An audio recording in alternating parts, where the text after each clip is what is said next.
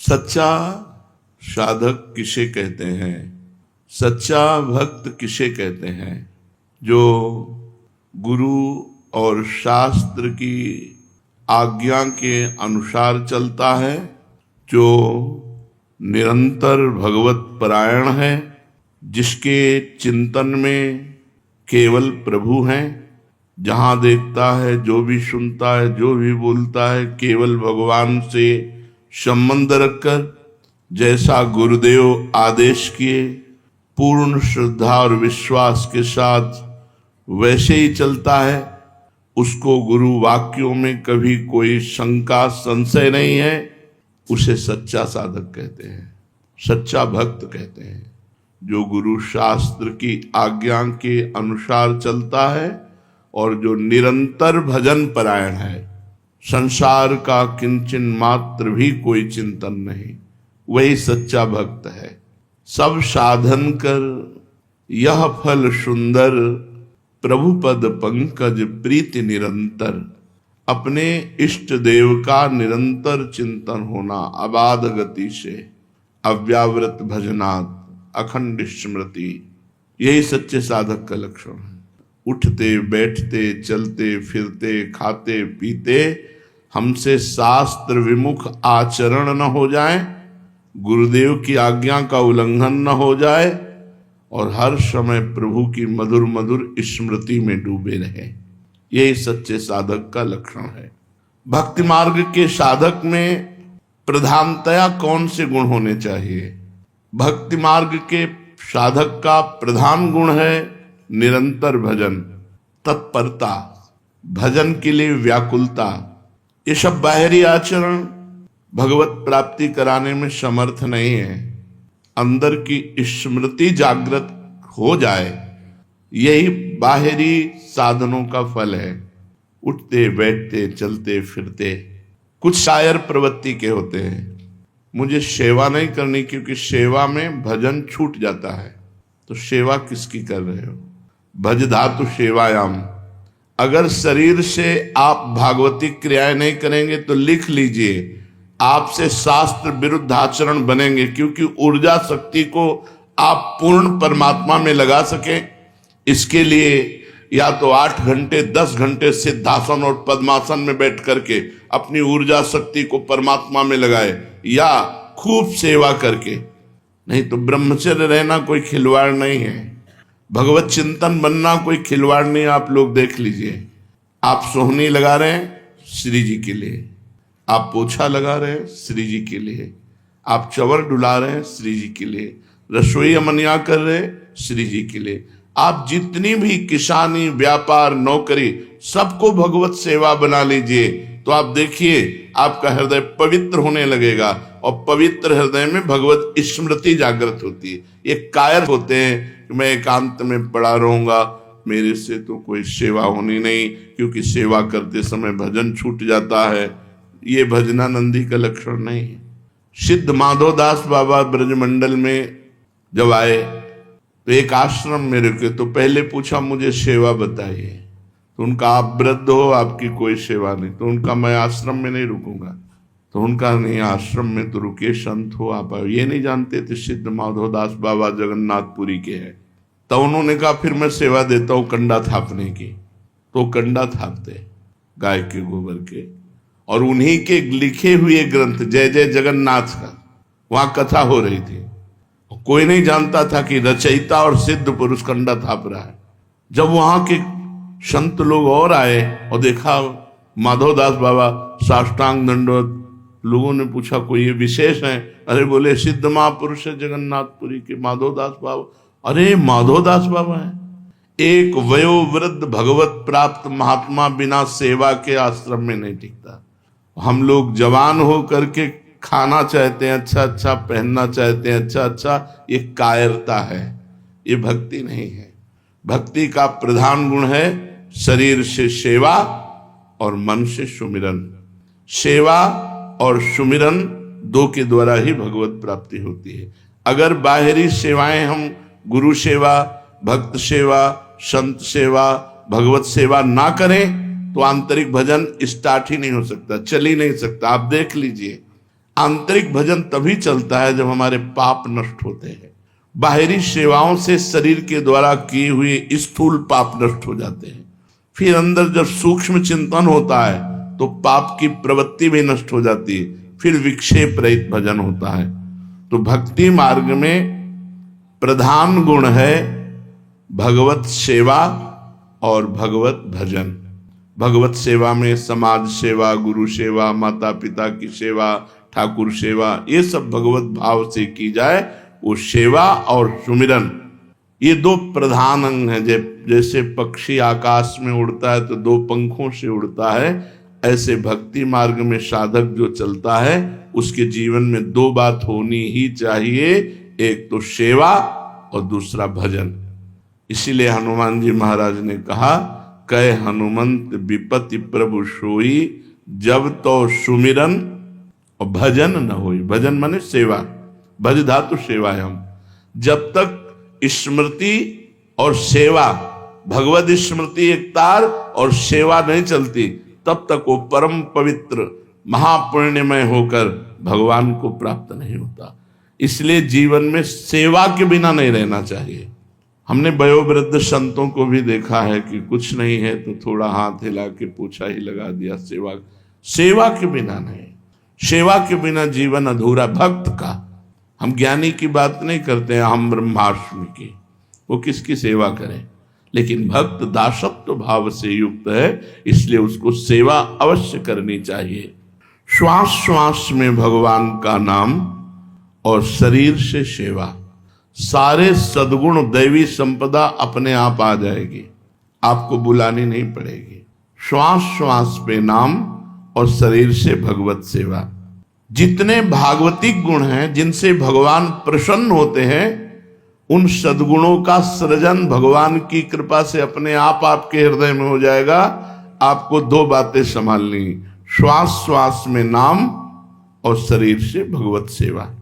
भक्ति का प्रधान विघ्न क्या है? ये भक्ति का सबसे बड़ा गुण कौन है? सेवा और सुमिरन। इसी से सारे सद्गुण आ जाते हैं। भक्त कौन है? जो शास्त्र और गुरु की आज्ञा के अनुसार चलता है और निरंतर भगवत चिंतन परायण है। अब भक्ति का प्रधान विघ्न क्या है? यद्यपि विघ्नों का विस्तार है, पर कुछ विघ्न जिनको हम समझ सकते हैं। विघ्नों का तो भंडार माया ही संपूर्ण विघ्नमय है। आहार दोष, बुरी कमाई, बेईमानी का, दूसरे के हक का यदि अन्न है तो भगवत चिंतन नहीं होने देगा। साधु का आकाश वृत्ति, माधुकरी वृत्ति, इन दो वृत्तियों से ही जीवन चलावे। आकाश वृत्ति स्वयं जो मिल जाए, माधुकरी वृत्ति 5-7 घरों में मांग कर खाए। गृहस्थ सच्ची कमाई का, पवित्र धन का, पवित्र अन्न रांध कर भगवान को भोग लगाकर प्रसाद रूप में पाए तो आहार दोष से मुक्त हो जाएगा। आहार दोष ये भक्ति का प्रथम दोष है जो भजन नहीं होने देगा। प्याज लहसुन, जिस रसोई में मांस रांधा गया हो, उस रसोई का बना हुआ अन्न अगर एक बार पात्रों में मांस रांध दिया गया है और उसी में खीर पूड़ी रोटी दाल बना के आपको दी जाए, तो जो मांस खाने से बुद्धि अपवित्र होगी, वही उस पात्र के रांधे हुए अन्न के खाने से बुद्धि अपवित्र हो जाएगी। इसलिए आहार पर विशुद्ध भाव हमारा रहे। हम ऐसा आहार तैयार करें जो भगवान को भोग लगा सकें और प्रभु को भोग लगाने के बाद उसे पावे। दूसरा, शरीर का अस्वस्थ रहना। यदि हम व्यायाम नहीं करेंगे, कुछ देर आसनों पर नहीं बैठेंगे, प्राणवायु शुद्ध नहीं रखेंगे, तो अन्न खा रहे हैं, हमारा शरीर दोषयुक्त हो जाएगा। गैस, ब्लड प्रेशर, शुगर, ये साधारण सी बीमारियां असाधारण रूप धारण कर लेंगी। आपसे सच्ची कहते हैं, यदि आप 1 घंटे पद्मासन और सिद्धासन में बैठने का अभ्यास करें और 20 मिनट प्राणायाम करें, कोई रोग नहीं होगा। ब्लड प्रेशर, शुगर, कुछ नहीं।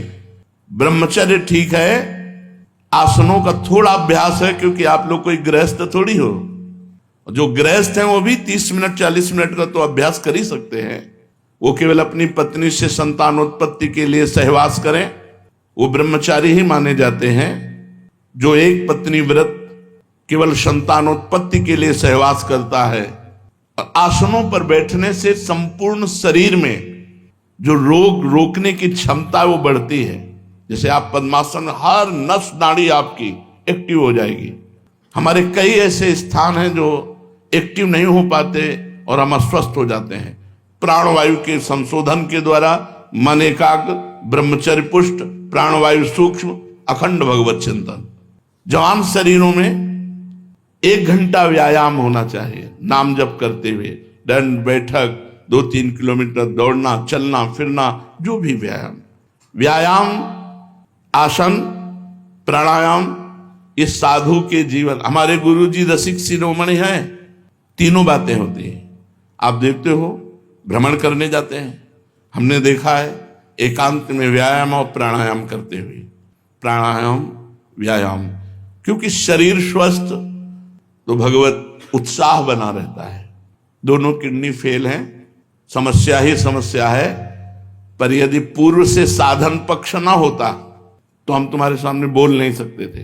लेकिन आज भी अपने टाइम से साधना में बैठते हैं, तब टाइम से उठते हैं। ज्यादा देर बैठने की क्षमता नहीं रहती तो सोफा का आश्रय ले लेते हैं, पीठ ऐसे लगी रहे। साधन पर शिथिलता मतलब मृत्यु। शरीर जमुआई आ रही है, ये रोग हो गया, वो। हर रोग को शासन में लेने के लिए आसन और प्राणायाम है। आप करके देख लो, हर रोग को शासन में।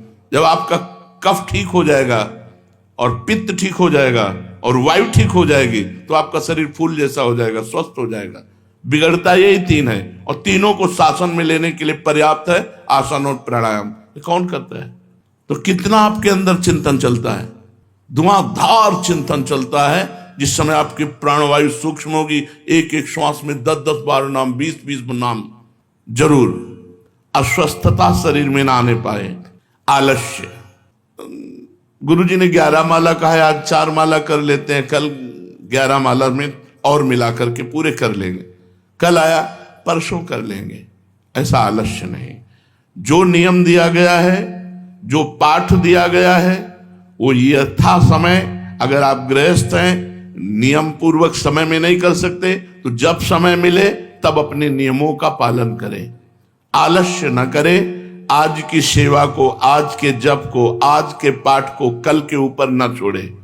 काल करे सो आज कर, आज करे सो अब, पल में परलय होएगी, बहुरी करोगे कब, पता नहीं कल जिए कि ना जिए। तो आज गुरु जी ने जो नियम दिया है उसे हम जल्दी उठें और उठ करके अपने नियम को पूरा करें।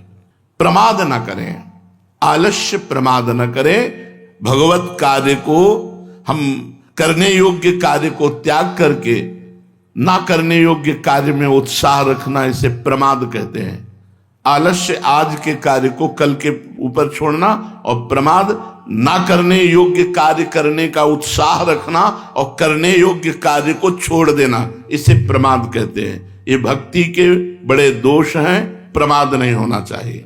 पुरुषार्थहीनता, और आप लगे हो कायरता पूर्वक प्रपंच में, हो जाएगा लाडली जी की कृपा से। नहीं, आप प्रयत्न पूर्वक भजन कीजिए, फिर लाडली जी की कृपा से सब हो जाएगा। मन, क्रम, वचन, छाणी चतुराई, भजत कृपा कर है रघुराई। ये शरणागति आश्रय नहीं है। जैसे एक ने प्रश्न किया एकांतिक में कि हमसे भजन तो होता नहीं, पर हमें भरोसा है लाडली जो हमें निकुंज पहुंचा देंगे। हमका बिल्कुल गलत, बिल्कुल गलत। भरोसे पे मत रहना। भरोसा तब दृढ़ माना जाएगा जब आपके आचरण पवित्र और नाम सुमिरन चल रहा है। आपका सुमिरन नाम पवित्र है, परम पवित्र भगवत भजन न करे, मन माने आचरण करो और तुम निकुंज आओ, वैकुंठ से विमान तुम्हारे लिए आ जाएगा। तो भगवान सबके दुश्मन है क्या? भगवान सबसे वैर किए हुए हैं क्या? सब मम प्रिय, सब मम उपजाए। सब भगवान के प्यारे हैं, लेकिन जो भगवान को प्यार करता है उसी के लिए विमान आता है। वही वैकुंठ जाता है, वही गोलोक जाता है, वही साकेत जाता है, वही निकुंज जाता है। भजन के बिना तुम्हारे भरोसे को हम नहीं मानते, भरोसा हो ही नहीं सकता। जिसका भरोसा और आश्रय होता है उसकी स्मृति हर समय होती। ये प्रमाद कोई न कर ले। भजन छोड़ करके और हम बैठे हैं हमारा काम हो जाएगा, बिल्कुल प्रमाद स्थिति है, दुर्गति होगी। हर समय नाम जप, भजन और फिर भरोसा, भगवान का भरोसा। जे सब भांति तुम्हार भरोसा, संपूर्ण रूप से आश्रित प्रियाजू के और जिनके आश्रित उनका भजन। नहीं, सेवक जी महाराज कह रहे हैं, हरिवंश नाम बिसरे न छिन, श्री हरिवंश सहाय बल। जब नाम नहीं छूटेगा तभी सहायता आपको भगवत प्राप्ति की होगी। तभी आपको थोड़ा बड़ा जो हम में कमी हो रही, जो दुर्गुण है, दुराचार है, उनको क्षमा करके भगवान आगे। अब ऐसे प्रमाद स्थिति में टीवी देख रहे हैं, मोबाइल देख रहे हैं, खूब मनमानी आचरण कर रहे हैं संसार के, और बोले कि प्रियाजू के भरोसा से हो जाएगा। भरोसा ही नहीं है ना।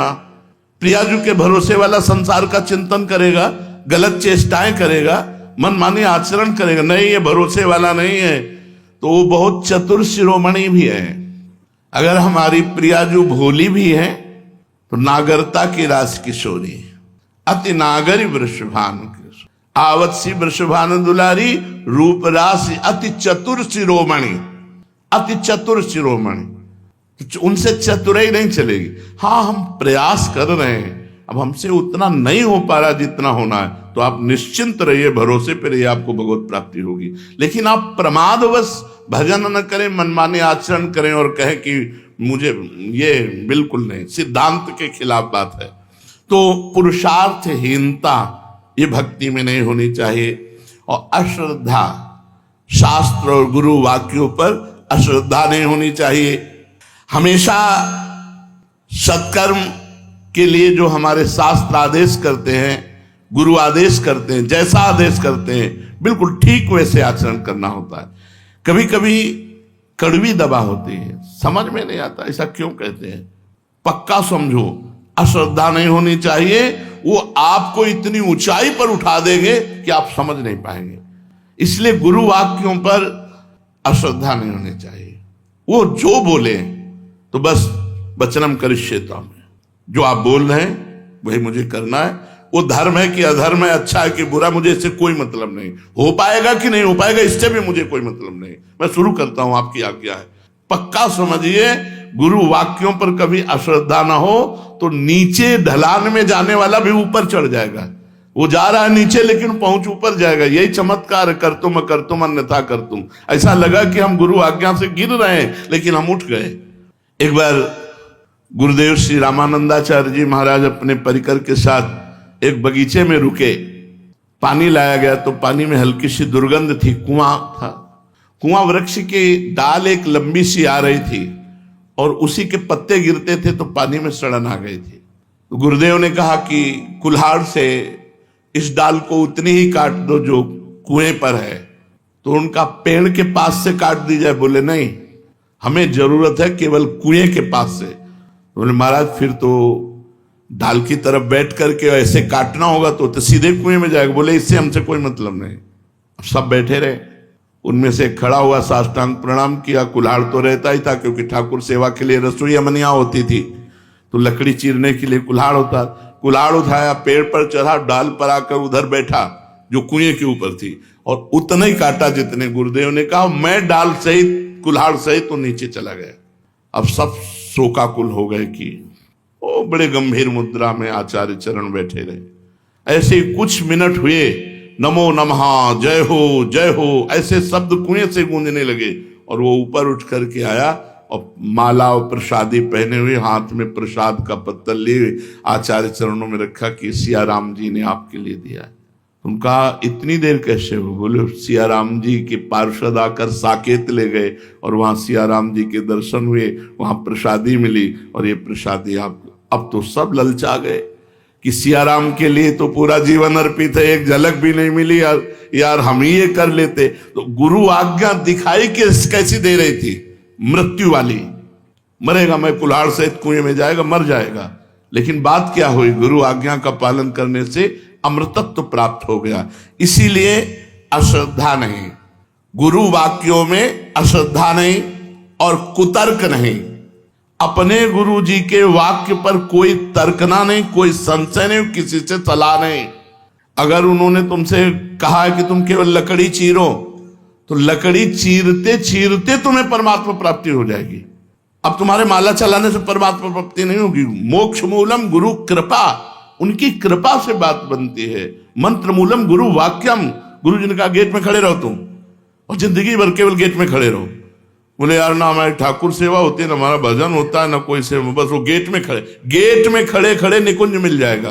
क्योंकि गुरु वाक्य है ना, तो गुरु वाक्य से सब काम बन जाएगा। तो गुरु वाक्य में कुतर्क ये बहुत बड़ी समस्या है, बड़ा अवगुण है भक्ति मार्ग में। फिर कह रहे हैं अधैर्य, बहुत बड़ी परीक्षा होती है भगवत मार्ग में। अब सालों हो गए भजन करते, कभी कोई झांकी नहीं आई, कभी कोई आनंद नहीं आया, कोई दृश्य नहीं बदला, धैर्य नहीं रहा। और हम उपासना बदल दी, धैर्य नहीं रहा, हम गुरु वचनों का उल्लंघन कर दिया। धैर्य पूर्वक यार वही काम आ रहा है, पूरा जीवन हो गया भजन करते, वही काम वही क्रोध। पता नहीं भगवत मार्ग में दूर भी होते हैं कि नहीं होते। धैर्य यम ही न व्यथ्यन्ते, जो व्यथित नहीं होता। पुरुषम पुरुषर्षभ, हे पुरुषों में श्रेष्ठ अर्जुन, जो मन के द्वारा इंद्रियों के द्वारा प्रकृति के द्वारा दी हुई व्यथा से व्यथित नहीं होता। सुख दुखम, जो सुख दुख में समान भाव, वो अव्यय परम पद को प्राप्त होता है। इसलिए धैर्यवान बनो। अधैर्य भक्ति का अवगुण है। अधैर्य नहीं, बहुत धैर्य रखना चाहिए। और गुरुजन परीक्षा धैर्य की लेते हैं। सेवा में लगा दिया और सालों देखा नहीं, और रोज उनको चेक कर रहे हैं कि अब क्या है। सालों बात नहीं की, सालों मिले नहीं, सालों उत्साह वर्धन नहीं किया, और वो अपनी उसी सेवा में ज्यों का त्यों लगा रहा धैर्य पूर्वक। तो गले लगा लिया, हृदय से लगा लिया। धैर्य पूर्वक अपने नाम जप में, अपने भजन में, अपनी सेवा में अधैर्य नहीं होना चाहिए कि यार कुछ लाभ तो दिखाई नहीं दे रहा, हमारे अंदर वही विकार है, आते रहेंगे, चिंता मत करो। वो भी भागवतिक हैं, कोई संसारिक नहीं है। काम क्रोध लोभ ये सब भागवतिक हैं, भगवान के ही हैं सब। देखो काम भगवान श्री कृष्ण के पुत्र के रूप में, प्रद्युम्न जी के रूप में प्रकट, ये सब भागवतिक है। जिस दिन भगवान की कृपा कोर होगी एकदम सब शांत हो जाएगा। हमको चिंता नहीं करनी, हमको धैर्य रखना है।